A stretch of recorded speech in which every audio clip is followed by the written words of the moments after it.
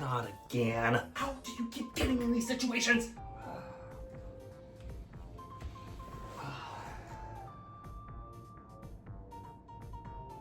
Damn it! I've talked about Dreamworks plenty in my time on YouTube. I've got a ranking of all their movies. I'm currently in the process of watching all the shorts they produced over the years because I'm a chode for animation. But while I work on that, why not talk about Dreamworks video games? See, Dreamworks has always been, and I mean this in the nicest way possible, a f***ing mess. We can't deny it, Dreamworks has always been a lot more open to variety and diversity within their projects. Pixar, we expect nothing but the best. It's normal if they got something coming out, it'll be high quality unless they do something stupid. Oh boy! Oh, Pixar just released Up, Seth Rogen. Dreamworks has always been unpredictable, and that's why I love talking about them. Look at their year in 2024. One of their 4 major releases was actually good, but it's fun to see their unpredictable nature. I'll admit it, it was fun to watch Kung Fu Panda 4 for just how much of a train wreck it was. Back in November, I discussed the Pixar games. It was a pretty laid back and chill video, but have I ever been a laid back and chill guy about DreamWorks? Look me in the eyes and say something stupid like yes. Yeah, DreamWorks has definitely dabbled in the world of video games because why wouldn't you if you're the guys who made Trolls World Tour? You would be stupid not to take advantage of the brand you've created over the course of 30 plus years and use it for a broader demographic. Such, almost every major film they've had at least came with one game.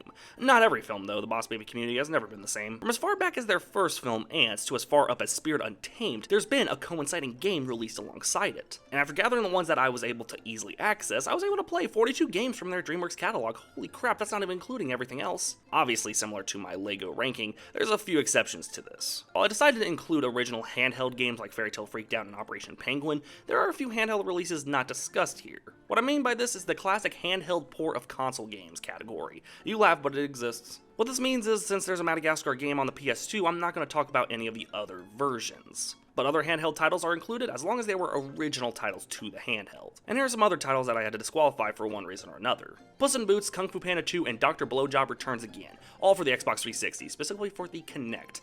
This would require me to buy an Xbox 360 alongside a Kinect, and the games themselves, which don't retail anymore, and that would cost me Megamind Mega Team Unite. To my knowledge, this one is at least similar enough to the other Megamind game that I did play, Ultimate Showdown, except this utilized 4-player multiplayer and also it sucks. Couldn't get to work, sorry. Shrek Forever After on Xbox 360. Again, emulator wasn't having it. And The Croods Prehistoric Party. I was gonna include this one, it seemed alright. And hey, it's cool to see even the Croods get a video game. Please disconnect the unsupported Wii attachment. But other than that, all 42 other games are fair. Keep in mind, I emulated most of these titles, so if you see these glitches in the gameplay, just know I tried my best to fix it in a timely manner. Just be mindful of it. Oh yeah, and they're also ranked because I know y'all love that. Actually, this is gonna be my first ranking video where I stop at the top spot. Oh yeah. Almost forgot, like 13 of these 42 games are actually good. I wish I could say I was joking. So the way it'll work is that the first 13 games are good, or at least passable. The tier after that are just forgettable or don't have enough to be called the worst or the best. The tier below that are the start of the bad games, and then the bottom tier. The tier of the most heinous games DreamWorks has ever put out. We'll get there when we get there. Please subscribe if you haven't already. Enough stalling. Let's do it. Okay, so like I said, the first 13 entries are the good games, meaning I'm starting with the best DreamWorks game and making my way down the spiral of bad.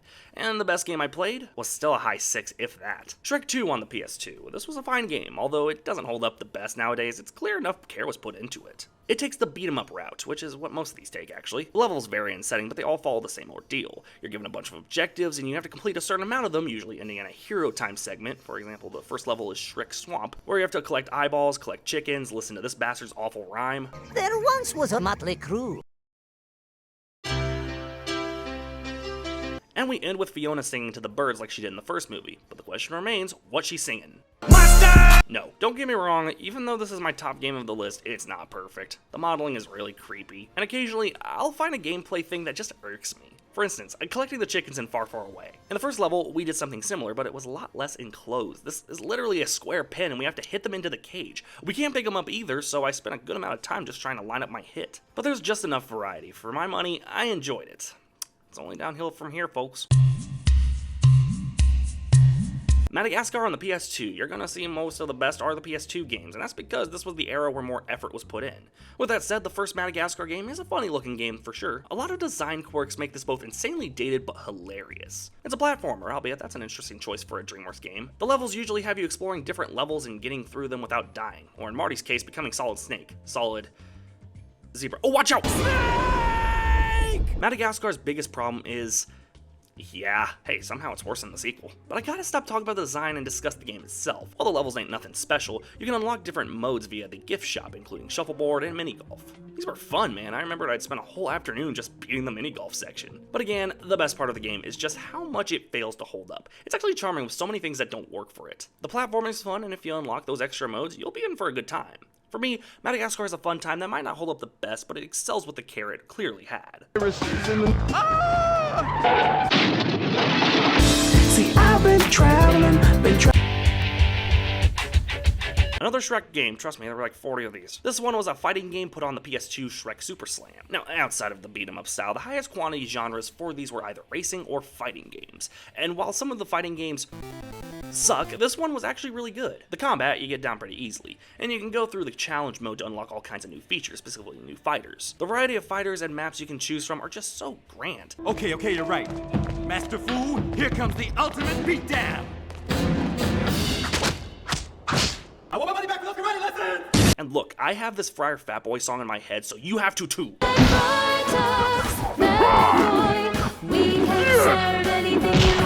The only issue I have is, oh, is that the ending? Yeah, 25 minutes in, you finish the story mode. And I bitched about the Monster High game I played last year being an hour and a half.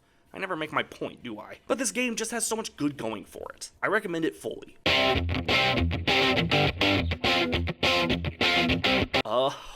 Oh yes! One of the only games from the licensed PS2 lineup that actually acts as a sequel to the film it's based on, because we know Over the Hedge 2 will never happen, you pricks. Over the Hedge on the PS2, again, doesn't hold up the best with its design, but it technically takes place after the events of the film. Hell, the first level is just going through Gladys's house at the end of the film. Such, everything put in this game is an original story not taken from the film. The variety doesn't have much, but the levels are fun to go through, but you can tell this is the start of the mid to low 6s, as I have a glaring issue that really hurt the game for me. It's only really one issue, so I guess it has that, but here it goes. The fighting is kind of shit. You know Funko Fusion, right? The rather poorly made Funko game that would have often thrown too many enemies at one time, and it would become easy to die because of it. That's what this game does. It's definitely not annoying, just ever so slightly overwhelming. But for being the closest we'll ever get to an Over the Hedge sequel, I think this works really well. We're all meeting at the end of the street. Kill yourself. Okay, one of the Steam games I had to invest in. The best of these were clearly Legend of the Nine Realms, one of the many Dragons titles. This was developed by that f***ing company, but it definitely plays better than most of these others. The combat is really smooth. Every time you fight a dragon, it just feels right. Like, I'm doing it right and I don't need any extra things to make it feel better. But the crazy thing is, you can upgrade your dragon throughout the game. I also like that this isn't just Hiccup and Toothless, it's an original character. The levels can get kind of twisted and hard to navigate, and by God, you give me the ability, I'm flying, damn it. But everything else is a far cry from the other Outright Games titles. Definitely one of their better titles for sure. You know, considering Outright Games literally specializes in shitty kids games, maybe I should do a ranking of all of them. If this video gets 30 likes, I will kill myself! Okay, so Megamind had a few games, but the one I was able to play was Ultimate Showdown.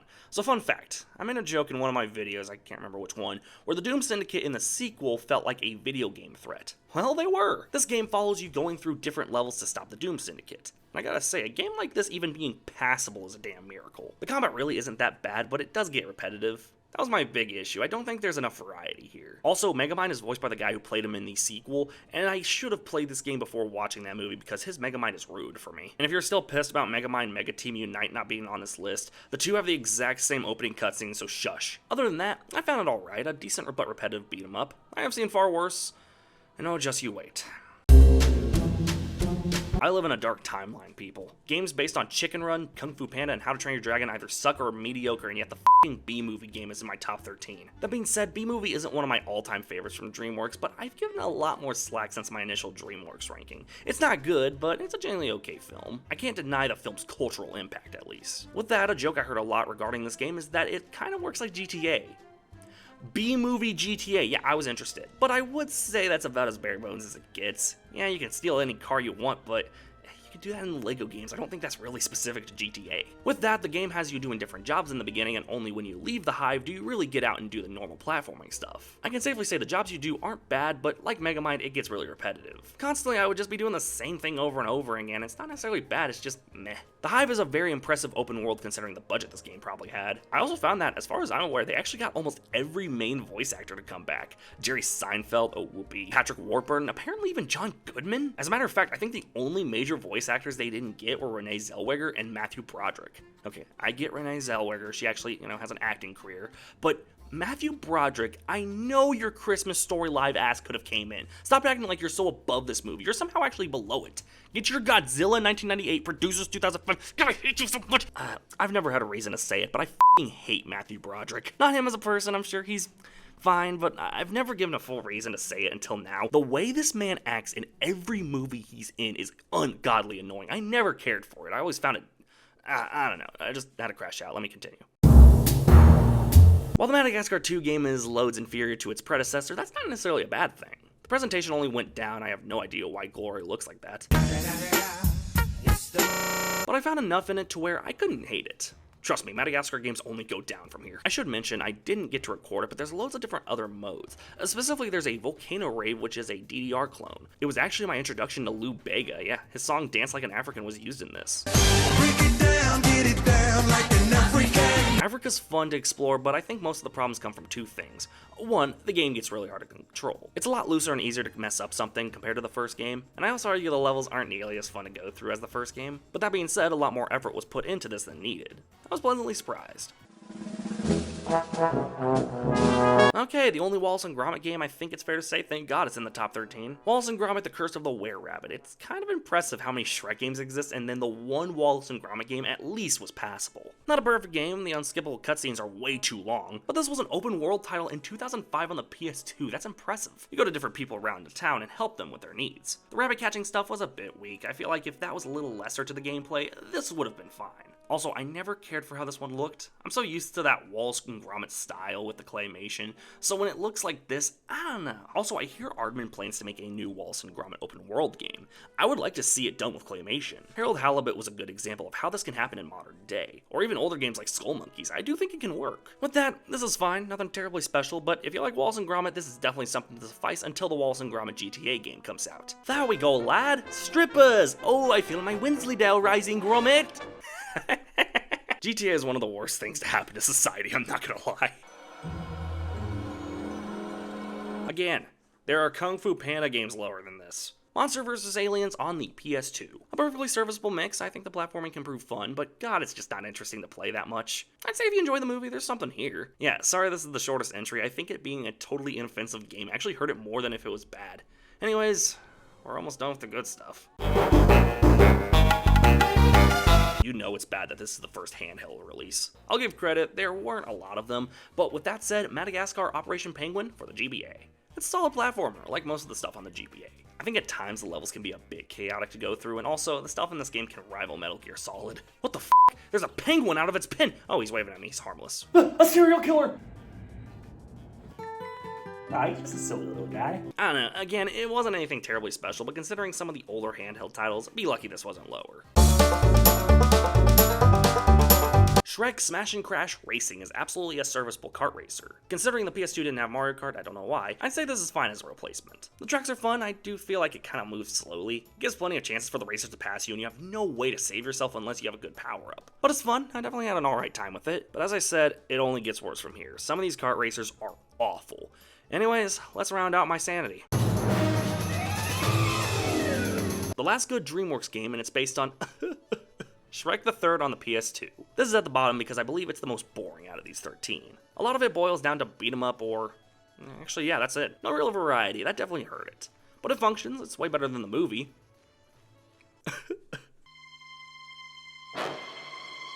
Alright, the start of my mediocre tier, the games I found not very good, but also not the worst. And starting us off is Chicken Run on the PS1. Yes, Chicken Run was one of the earliest DreamWorks titles, and butter my bladder because only this and Shrek got a PS1 game. That being said, it's essentially Metal Gear Solid with chickens. Metal Gear Chickens. But this game essentially plays like a stealth game. You go around the farm looking for items so you can escape. There's guard dogs, the Tweeties, it's decent, but the thing about Metal Gear Solid, what this is clearly supposed to be a baby's first for, is the fact that it mixed the stealth with combat. When you get caught here, you have to make a run for it, and it happened a lot. I often wouldn't even understand how the dog could see me. I put it at the top of the tier because it's the least offensive of the mediocre tier. I just forgot about it after I played it. It's fine, but nothing special. Kung Fu Panda on the PS2. I played this and the worst level in Big Helmet Heroes on the same day. I'm clearly over mediocrity and beat-em-ups. This is very simply in the same vein as some of the others earlier. The only difference is, this sounds weird, but the sound design. Take a look how much variety there is when you attack someone.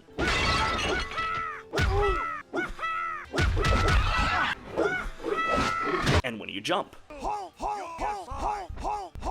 It got grating to hear, which sucks. The combat isn't bad, but it is, and I hate to use this word again, repetitive. You continuously just beat up baddies, and it's not fun. Exploring the levels is fine, but again, I just don't have much to say here. I sense the dragon warrior is among us.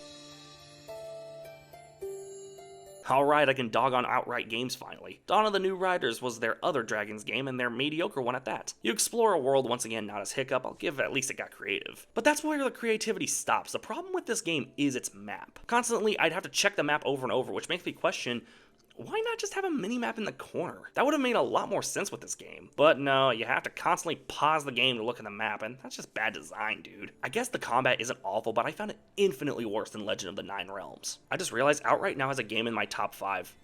That's sad.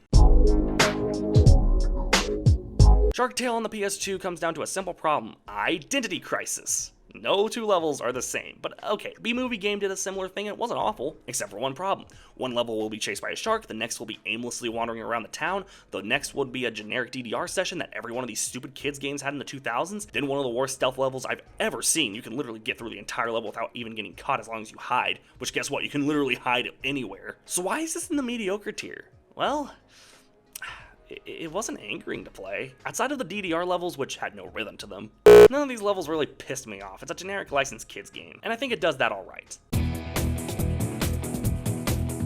Okay, finally a kart racer that's bad. Madagascar Karts. That is most definitely Bob from Monsters vs. Aliens and not Zuba. Yeah, so problem number 1, they give 2 spots on this roster to Bob from Monsters vs. Aliens and Shrek. Did they just not think it would sell without Shrek? And as for the racing, it's fine, it's nothing too special. You get through the tracks rather easily. I'd say Smash and Crash Racing had a lot more variety to it, and that's what made that good. Here, it's a cookie cutter licensed kart racer. I've seen better, but I've seen worse. Way worse.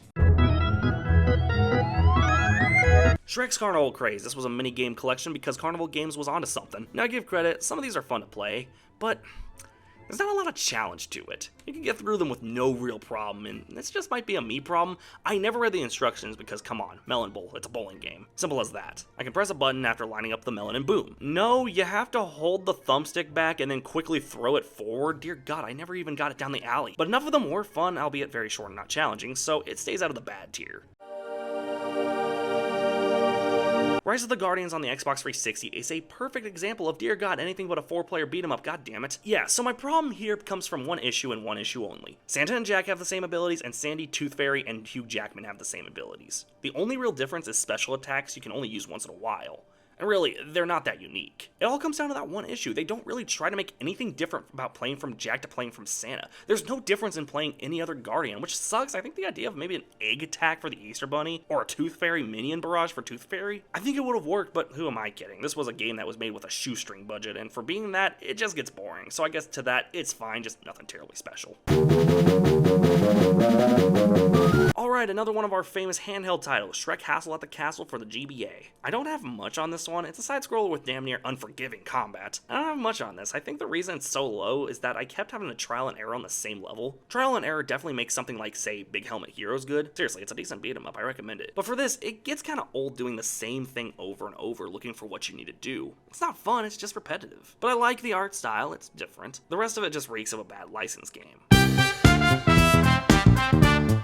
Well, we got 2 left in the mediocre tier, and honestly, considering this is from Outright, I wish this was lower. Spirit Lucky's Big Adventure is boring. You go around the town and help people while also making sure you don't overwork Spirit here. It reeks of the worst of Outright games. Seriously, it'll cost me a lot of money in my sanity, but if you guys want that outright games ranking, I'll do it. I'm crazy enough. I want an anthropomorphic fox, damn it. I'll do anything for likes. Another thing though, it straight up advertises on the Steam page that a controller is required. You can't use the keyboard and mouse. While I would be mad at the game for that, A, what parent doesn't just have a controller like that if their kid is into gaming? And B, why are you buying this game on PC? It's readily available on time. Oh boy. Okay. I don't know, it didn't piss me off outside of some clear frame drops and glitches. Seriously, if this is a PC issue, how is this bastard gonna run Doom the Dark Ages? Okay, last of the mediocre, Shrek, Ogres, and Dronkies for the DS. I'm not kidding, this is literally Nintendogs but bad. Moving on. Alright, the bad tier. The games that preface, no joke, 10 of the worst games I've ever played for this channel. And at the bottom of this tier is Kung Fu Panda Smash Bros. I mean Showdown of Legendary Legends. Oh, you think I'm kidding, but this game should qualify as plagiarism. It is down to the core a Smash ripoff, but with Kung Fu Panda. You choose a character, I had to go through a lot of the other characters just to get to the main one. You even get Master Crane before you get Po. I forget he's even there, let alone he does Kung Fu. I chose Tigress because she's mommy, and you go through different stages of a fighting tournament. Some of the modes make sense, like stock only or a timed event, but then there's the dumpling mode. You have to hit your opponent to make them drop dumplings, and the one with the most dumplings at the end of the time limit wins the match. Now, there's been similar game modes like this in other fighting games, but it's impossible to have any time to pick up the dumplings before another enemy attacks you. Why have them drop on the floor? Just give them to me and I can lose them when I get hit. At that point, why have this mode entirely? It seems pointless. The reason it starts the bad tier though is that it's at least functioning. Like, it controls fine, but it's never been clear how much of a Smash ripoff this was. Over the hedge, Hammy goes nuts. I barely got past the first level. I have no idea what I'm doing. I hate how Hammy looks. Moving on. Okay, so How to Train Your Dragon on the Xbox 360. I will give credit, once again, this is just bad, nothing egregious just yet. The game has you train your dragon, and goddammit, a Mortal Kombat clone? Yep, it's a tournament style game where you have to make sure your dragon's healthy and trained good so you can beat the shit out of Jonah Hill in style. The fighting with the dragons isn't really that fun, it comes down to two different combos and neither are that great. The thing that kinda interested me was the actual training. The more you keep your dragon healthy and fed, the better they are with health in the arena. You'll want to run along to the dragon's den to take care of your dragon. Haha, you die in the sequel. Okay, so all three of these next entries are about as equal in being bad. They're all based on DreamWorks' first film, Ants, and I'll go through them in order really quick. At number 27 is Ants on the Game Boy Color, a pretty bad platformer with no sense of where to go or what to do. It barely exists and I can give it credit for doing that. Not much else, it sucks. At number 28 is Ants Racing. By God, please explain to me why these tracks are so bad. At least with Ants, there's something I think I was supposed to do. Here, the tracks are so weird and hard to navigate. It's not fun to play. And at number 29 is Ants Extreme Racing. I think something's wrong with Zemu, otherwise that wouldn't happen. Alright, let's move on. Yes! You know what? Maybe Ants Extreme Racing was a lot of something. Trolls Remix Rescue, thankfully the only game to be based on Trolls. This one actually came out recently. What, you couldn't tell? This game looks awful. At least something like Miraculous Paris Under Siege or even the recent SpongeBob games look fine for being kids games. This one came out in 2023 and it looks like a game that came out 10 years before that. The problem is pretty simple, it's not fun to play. You go through these really open and empty levels with the same speed, no way to speed up. Also, the sexy Sam Rockwell troll came back.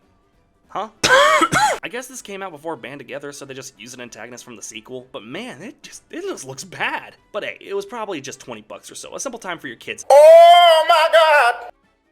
Yeah, so this game costed the most of any of the Steam games costed me. $50 for essentially an empty, not fun, dumbed down kids game I don't even think kids would be interested in. $50. I mean, I refunded it. I did for everything that wasn't Legend of the Nine Realms. Seriously, it's actually really good. But how do you expect me to believe this is 50 bucks? Even for a kids game, that's highway robbery. It's bad, but I give credit, I did get my 50 bucks back and put it towards Civilization 7. Whoops. Stubborn! Shrek Swamp Kart Speedway, a shitty kart racer for the Game Boy Advance. Why are my eyes bleeding? Okay, I played this on Emuhawk, I think this was obvious, but even then, it's again not a fun kart racer. Most of the race is spent figuring out where I have to go, and the rest is me accidentally getting first. This is bad, but not the worst, so I guess it's saved. We have one more bad game to go.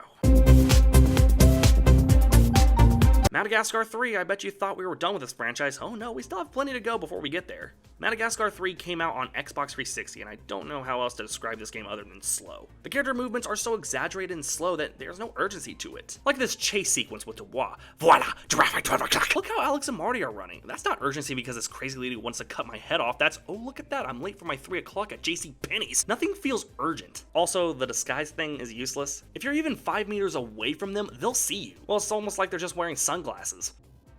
Oh my god, a lion! Quick, somebody get out of control! Where the f*** go? So, what keeps us out of the infamous bottom 10? Literally a cutscene. It's Manga Madness! Come on, that's funny. Okay, we've made it. The worst 10 games. The 10 games that actually made me hate deciding to do this video. Anyways, at the top of this tier is Shrek Super Party. Yeah, I'm actually kind of surprised this is the only Mario Party clone. Off the bat, I hate this style. I think it looks more like bobbleheads than actual Shrek characters. The dice roll in this game has you dropping a ball and praying to God it lands somewhere good.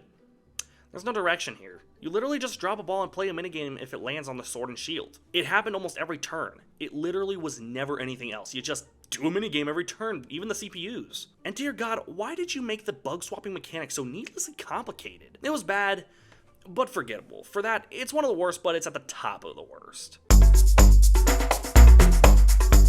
Okay, so in retrospect, a Turbo video game could actually have potential. Turbo is based on racing. Cars did the exact same thing, and that's one of my favorite Pixar games. Turbo could really bring something to the table and bring a great experience to the youngest generation and show that racing games have a true spot in gaming history, or it's just a Tony Hawk Pro Skater clone, cause that makes sense! Yeah, so instead of a racing game based on this racing movie, why not just copy Tony Hawk Pro Skater? I'm sure that franchise is up to something these days. Yeah, what the hell? This is the biggest shot in the dark I've ever seen with a shitty licensed kids game. And when I say shitty, I mean it. This game controls awfully. It's so slow and delayed that none of the tricks ever work. You have to do certain tasks within a certain amount of time. The more you do, the more you unlock. Why is there a time limit? With how much you have to do and how slow you move, you had to have a bigger time limit, not just 2 minutes. The tricks never work, and trust me, I can barely get up basic hills. The fact they had the balls to even make a Turbo game and not make it a racing game is beyond my comprehension. A total disaster.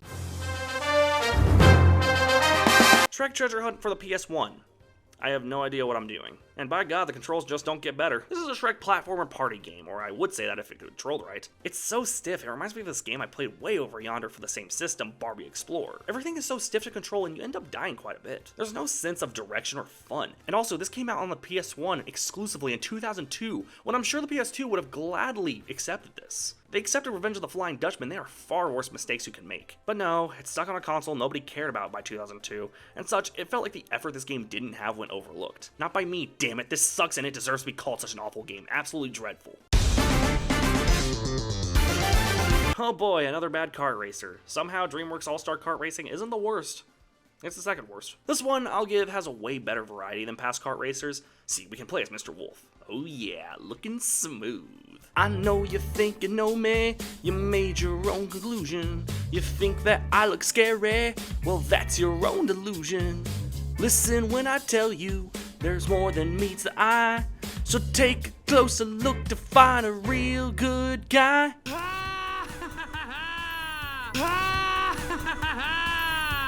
This is one of the most empty and soulless kart racers I've ever played. The tracks are kind of cool, but there's nothing to this. It's so boring. No challenge, nothing. It's awful. The reason it's not the worst kart racer, though, is, God, it's functional. But if you want challenge, look somewhere else, because it's not here. The flushed away video game. Have you ever been annoyed by something existing? I have. This game is a platformer, very straightforward. So why is it so low? Well, very simply, it's one of the worst controlling platformers I've ever played. There's a stealth level with Rita where you have to avoid getting caught by Spike and Whitey, but they will see you a mile away. I saw this rather dark game over screen a lot of times, trust. And the enemies, oh boy, the enemies. They literally say the same things every time you kill one of them. I go to the great web in the sky.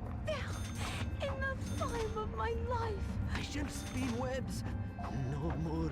I often think I'm on solid ground and won't die to anything stupid, only to find out I'm playing the flushed away PS2 game. Definitely one of the worst platformers out there.